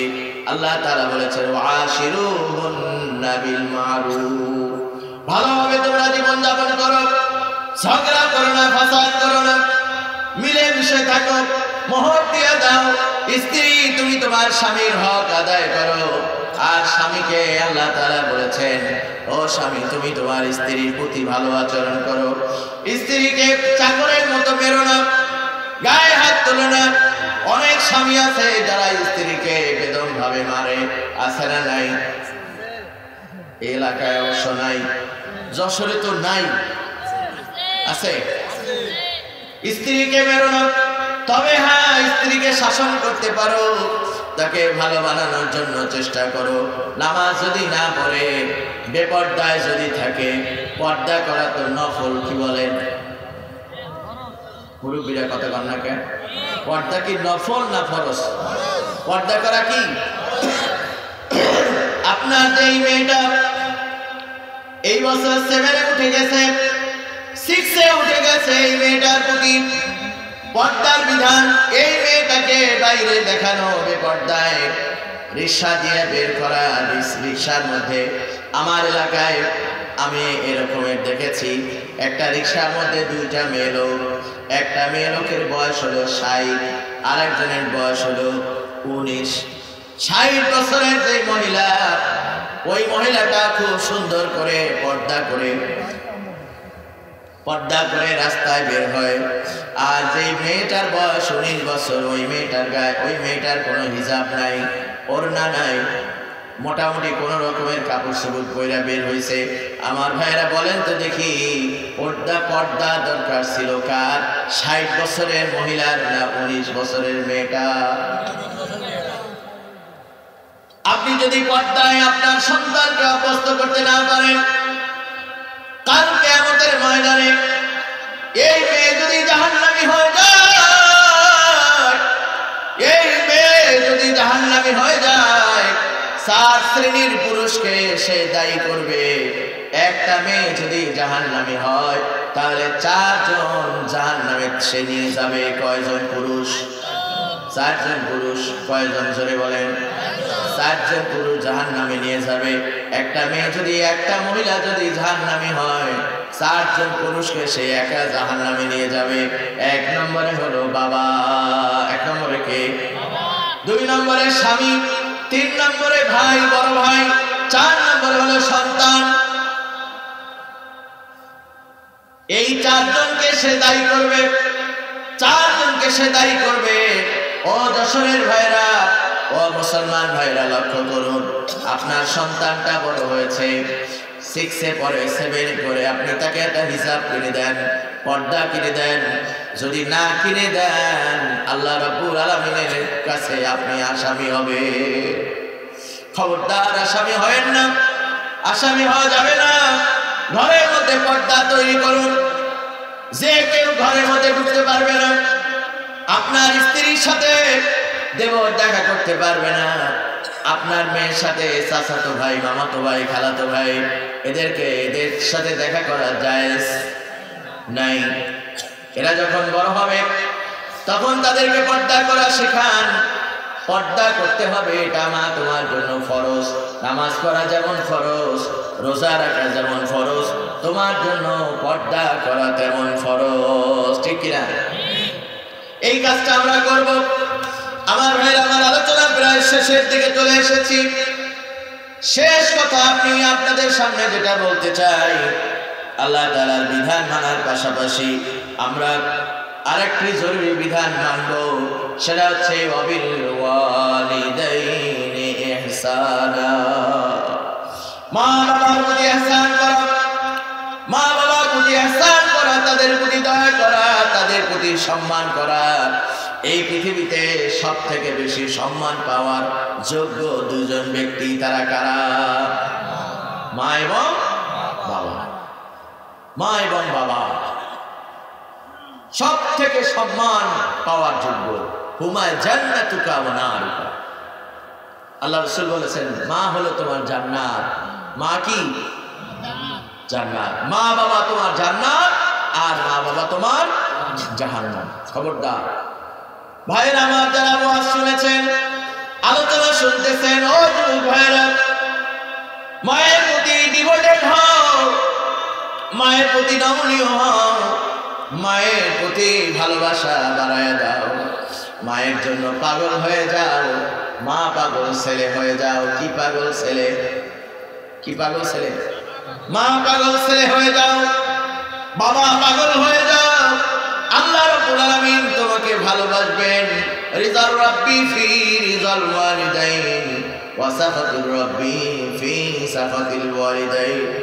পিতামাতার সন্তুষ্টিতে আল্লাহর সন্তুষ্টি, আর পিতামাতার অশান্তিতে আল্লাহ তাআলার অশান্তি, আল্লাহ তাআলার অসন্তুষ্টি। এজন্য রব্বুল আলামিন বলেন, ইম্মা ইয়াবলুগান্না ইনদাকাল কিবারা আহাদুহুমা, যদি তারা বার্ধক্যে উপনীত হয়, মা যদি বুড়ো হয়ে যায়, বাবা যদি বুড়ো হয়ে যায়, তাহলে ওয়াখফিদ লাহুমা জানাহা যুল্লি মিনার রাহমাত, তোমার রহমত, দয়া, ভালোবাসা, করুণা, সহযোগিতার চাদর বিছায়া দাও।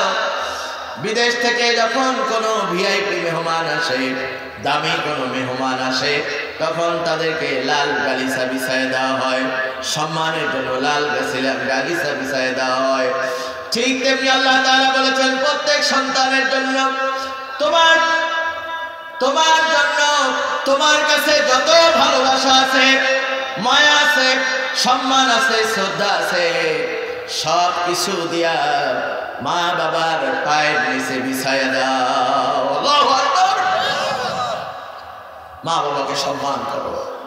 মায়ের বিছানা রাত্রেবেলা যে মা বিছানায় ঘুমায়, ওই বিছানাটা একটু ঝেড়ে দাও। মায়ের বিছানাটা একটু ঝেড়ে দাও, গুছায় দাও। বিছানার চাদরটা এলোমেলো হয়ে আছে। বাবা যেই রুমে ঘুমায়, এই রুমে মশারিটা টানায় দিয়ে আসো। বুড়া মানুষ মশারি টানাতে পারে না, তুমি সন্তান, তুমি মশারিটা টানায় দিয়ে আসো, অথবা স্ত্রীকে দিয়ে কাজটা করায় নিতে পারো। বাবা যেই লুঙ্গিটা পরে, মা যেই কাপড়টা পরে, ওই কাপড়টা অনেক দিন হয়েছে, নোংরা হয়ে গেছে, ময়লা হয়ে গেছে। ও সন্তান, তুমি তোমার বাবার জামাটা ধুয়ে দাও, বাবার টুপিটা ধুয়ে দাও। বাবা বুড়ো মানুষ, 80 বছর বয়স, মোচ কাটতে পারে না। তুমি একটু বাবাকে বসাইয়া এই শীতের মধ্যে যখন 10টা-11টা বাজে, হালকা রোদ যখন উঠে যায়, বাবাকে চেয়ারে বসাইয়া বাবার পায়ের নখগুলো, হাতের নখগুলো কেটে দাও, মোচগুলো কেটে দাও। চুলগুলো কানের উপরে চলে এসেছে, নিজের হাত দিয়া বাবার চুলগুলো কেটে দাও। এরপরে বাবার পিঠের মধ্যে একটু সরিষার তেল দিয়া সুন্দর করে মেখে দাও। বাবা যখন গোসল করে, বাবারে গোসল করাইয়া দাও। কারণ হলো এই বাবা আপনাকে হাজার হাজার দিন গোসল করে দিয়েছে। বাবা মা গোসল করে দিয়েছে। আমাদের প্রস্রাব পায়খানাগুলো 2 হাতে তারা পরিষ্কার করেছেন। আমাদের প্রস্রাব পায়খানাগুলো তাদের কাছে মনে হতো মাটির মতো। তারা এগুলো প্রস্রাব পায়খানা মনে করতেন না। প্রস্রাবকে মায়েরা পানির মতো মনে করতেন, আর পায়খানাকে তারা মনে করতেন মাটি বালুর মতো। এগুলো তাদের কাছে পায়খানা মনে হতো না। আজকে বাবা মা বয়সী হয়ে গেছে, বিছানায় পায়খানা করে দেয়। বাবা, ও সন্তান, তুমি যদি এগুলো পরিষ্কার করতে পারো, নাকে যদি রুমাল না চাপাইয়া মা বাবার প্রস্রাব পায়খানাগুলো পরিষ্কার করে দিতে পারো, আল্লাহ রাব্বুল আলামিনের জান্নাত তোমার জন্য অবধারিত হবে। আমার ভাইয়ের জন্য আমি বলি, মা বাবার খেদমত করুন, পিতামাতার খেদমত করুন। আমি শুনতে পেরেছি আমার রনি ভাইকে জিজ্ঞেস করলাম, ও রনি ভাই, ঢাকাতে থাকেন, ফ্যামিলি কেন নিচ্ছেন না? তিনি বললেন, আব্বা আম্মা অসুস্থ, বাবা মাকে দেখাশোনা করার মতো কেউ নাই। ভাইরা মিলেমিশে থাকেন, ভাইদের মধ্যে চরম মিল। আলহামদুলিল্লাহ। বাবা মা গ্রামে থাকেন, এই জন্য স্ত্রীকে ঢাকায় নেন না, কষ্ট করে তিনি একা থাকেন। এরকমের সন্তান আলহামদুলিল্লাহ আমাদের সমাজে আছে। বাবা মায়ের জন্য কষ্ট করুন, আল্লাহ রাব্বুল আলামিন আপনার রিজিকের পথ উন্মুক্ত করে দিবে। আমার ভাইরা, সবশেষে রাব্বুল আলামিন বলেছেন, ওয়ালা তানহারহুমা, খবরদার তাদেরকে ধমক দিও না। ওয়ালা তানহারহুমা, ধমক দিয়া কথা বলা যাবে না, ওয়াকুল্লাহুমা কাওলান কারীমা, সম্মানজনক ভাবে তাদের সাথে কথা বলতে হবে। তারা যখন ইন্তেকাল করবেন, ইন্তেকাল হন আর জীবিত অবস্থায় থাকুন না কেন, তাদের জন্য দোয়া করতে হবে, রব্বিরহামহুমা কামা রাব্বায়ানি সগীরা। পড়েন সবাই, রব্বিরহামহুমা কামা রাব্বায়ানি সগীরা। রব্বুল আলামিন, তুমি তাদের উপরে রহম করো, যেমনি করে ছোটবেলায় তারা আমার প্রতি রহম করতেন, আমার প্রতি যারা আমার প্রতি রহম করতেন, আমার ছোটবেলায় যেভাবে তারা লালন পালন করেছেন, রব্বুল আলামিন আমার বাবা মাকেও তুমি এমন করে লালন পালন করো। বলেন আমিন। আমরা কি আমাদের প্রত্যেক ফরজ নামাজের পরে, যে কোনো নেক আমলের পরে আমরা বাবা মার জন্য দোয়া করবো? ইনশাআল্লাহ দোয়া করবেন তো? ইনশাআল্লাহ। তবে দোয়া করার জন্য এমন কিছু সন্তান দরকার যারা দোয়া করতে পারে। আপনি মসজিদের ইমাম সাহেবকে নিয়ে দোয়া করান, এটা বাধা নাই, নিষেধ নাই, কিন্তু আপনার সন্তানকে যদি এরকমের দোয়াগীর বানাতে পারেন, যিনি আলেম হবেন, যিনি কোরআন তেলাওয়াত শিখবেন, কোরআন তেলাওয়াত জানবেন, কোরআন করতে পারেন, এরকমের, আমি বলছি না যে ডাক্তার ইঞ্জিনিয়ার এগুলো দরকার নাই, দরকার আছে, এগুলো করবেন, কিন্তু আপনার সন্তানকে আগে কোরআন শেখান, অন্তত যেন আপনার জানাজাটা সে আদায় করতে পারে। এই জন্য আমাদের এই মাওলানা এখানে নুরানি মাদ্রাসা আছে না, মক্তব আছে। আমার ভাইরা, আমি মুসাফির মানুষ, আমি হয়তো আপনাদের মনের মতো কথা শোনাইতে পারি নাই, কিন্তু আমার একটা অনুরোধ আমি বলে যাই, প্রত্যেকটা মসজিদে মক্তব চালু রাখতে হবে। আমার কথায় রাজি আছেন? কথা বলেন না? প্রত্যেকটা মসজিদে মক্তব চালু করুন, নুরানি মাদ্রাসাগুলোকে চালু করুন। আপনার সন্তান আপনি উচ্চ শিক্ষায় দেন, কোনো সমস্যা নাই, স্কুলে পড়ান, কোনো অসুবিধা নাই, বিশ্ববিদ্যালয়ে পড়ুন, কোনো অসুবিধা নাই। আমি মাদ্রাসায় পড়েছি, বিশ্ববিদ্যালয়ে পড়েছি, আমি দুই জায়গায় পড়াশোনা করেছি আলহামদুলিল্লাহ। আগে হিফজ কমপ্লিট করেছি, কোরআনুল কারীম আগে সম্পর্ক করেছি। আপনার সন্তানকে আগে কোরআন শেখান, আগে কোরআন শেখান, আগে ওযু শেখান, গোসল শেখান, নামাজ শেখান, ওই যেন আপনার জানাজাটা করতে পারে। শুধু জানাজা পড়বে না, জানাজার ইমামতি করতে পারে। এরকমের সন্তান তৈরি করার জন্য রাজি আছেন? আল্লাহ কবুল করুন, বলেন আমিন। এই নুরানি মাদ্রাসাগুলো এলাকার সম্পদ, মানুষ গড়ার কারিগর। প্রত্যেকটা মসজিদে মক্তব চালু করবেন, ফজরের নামাজের পরে ভালো পয়সা দিয়া, বেশি টাকা দিয়ে একজন আলেমকে রেখে, ওই 200-100 টাকা দিয়ে না, একটু ভালো টাকা দিয়ে একটা সম্মানী, ভালো একটা সম্মানী দিবেন। মক্তবের ইমাম, মক্তবের যারা শিক্ষক আছেন তাদের ভালো সম্মানের ব্যবস্থা করুন, কারণ এই মানুষগুলোই আসল শিক্ষক। ওনারাই আপনার ছেলে মেয়েকে আলিম পাতা শিখাবে, আল্লাহ শিখাবে, কালেমা তয়্যিবা শিখাবে, কালেমা শাহাদাত শিখাবে, ওযু শিখাবে, তায়াম্মুম শিখাবে, দোয়া কুনুত শিখাবে, তাশাহুদ শিখাবে, আত্তাহিয়াতু শিখাবে। ঠিক কিনা বলেন? ওনাদেরকে টাকা পয়সা একটু বেশি দিয়ে, এই জায়গায় অবহেলা।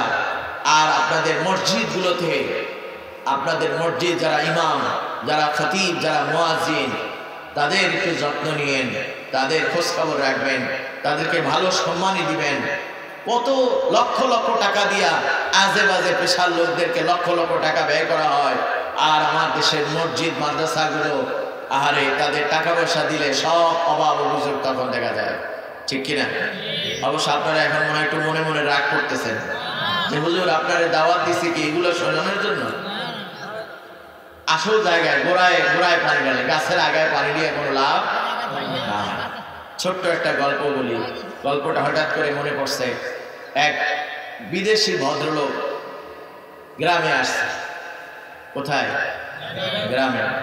গ্রামে আসা ভদ্রলোক, তিনি গ্রামে আসার পরে দেখেন বিশাল নদী, বিশাল এক নদী। এখন নদী, তো উনি নদী পার হবেন কিভাবে? দেখতেছেন একটা নৌকা বাঁধা, আর পিছনে একজন মাঝি বসা। নৌকায় উঠলেন, ওঠার পরে মাঝি খুব আদর যত্ন করে হোগলা বিছাই দিয়ে তারে বসাইছে। এখন প্রফেসর সাহেব খুব ডাট ফাট নিয়ে বলতেছেন, ও মাঝি, ও মাঝি। জি স্যার। ও মাঝি, তুমি কি গণিত জানো? বলে, স্যার। কি বললেন? আমি জীবন পড়ালেখাই করিনি, এই যে পড়ালেখা করিনি বলেই তো এই যে নৌকা চালাচ্ছি, গণিত কেমনে জানবো? জীবনেও জানি না, পারি। প্রফেসর সাহেব বলেন, মাঝি, তোমার জীবনের তো চাইরে নাই মিথ্যা, কয় না মিথ্যা? 4 আনা। কিছুক্ষণ পরে আবার প্রফেসর সাহেব জিজ্ঞেস করেন, ও মাঝি, ইংরেজি জানো? বলে, না স্যার, ইংরেজি জানি না। বাবা মা গরিব ছিল, লেখাপড়া করে নাই, ইংরেজি জানবো কেমনে? মাঝি তোমার জীবনটা তো আটা নাই মিথ্যা। কয় না হলো আটা না। কিছুক্ষণ পরে আবার জিজ্ঞেস করছে, ও মাঝি তুমি কি বিজ্ঞান জানো? বলে না স্যার, আমার জীবন আমিও করি নাই, আমার বাপেও করে না। বিজ্ঞান কি খায় না মাথায় দেয়? তখন বলছে, ও মাঝি তোর জীবনটা 12 আনাই মিথ্যা। কয় না হলো কথা কন 12 আনা। কিছুক্ষণ পরে নামছে বাতাস আর ঝড়। ঝড় ঝড় নামার পরে এখন নৌকায় এদিক ওদিক দোলে, এদিকে একবার দোলে ওইদিকে একবার দোলে। প্রফেসর সাহেব তো জীবনে নদী পার হয় নাই নৌকা, এখন সে ভয় পাচ্ছে, সাঁতার জানে। এখন জিজ্ঞেস করতেছে মাঝি, মাঝি জিজ্ঞেস করতে প্রফেসর স্যারে, স্যার সাঁতার জানেন? এখন মাঝি প্রফেসর স্যার না মাঝি সাঁতার তো জানি না। এখন মাঝি বলতেছে, স্যার আপনার জীবনটা তো 16 আনাই মিথ্যা। ঠিক কিনা বলে কত আনা? 16 আনা। কারণ আপনি এখন এই যে সাঁতার, নৌকা যদি ডুবে যায় তাহলে আপনি সাঁতার জানবেন না মানে কি শেষ। আমার ভাইয়েরা সাঁতার কাটা শিখুন। সাঁতার মানে হচ্ছে কোরআন শিখুন, কোরআন শিখুন, ইসলাম শিখুন। সন্তানকে নামাজি বানান, মেয়েগুলোরে পর্দা শিখান, নামাজ পড়ান, আর ছেলে মেয়েগুলোরে ইসলাম শিখান। তাহলে দেখবেন জীবনে সুখী থাকতে পারবেন।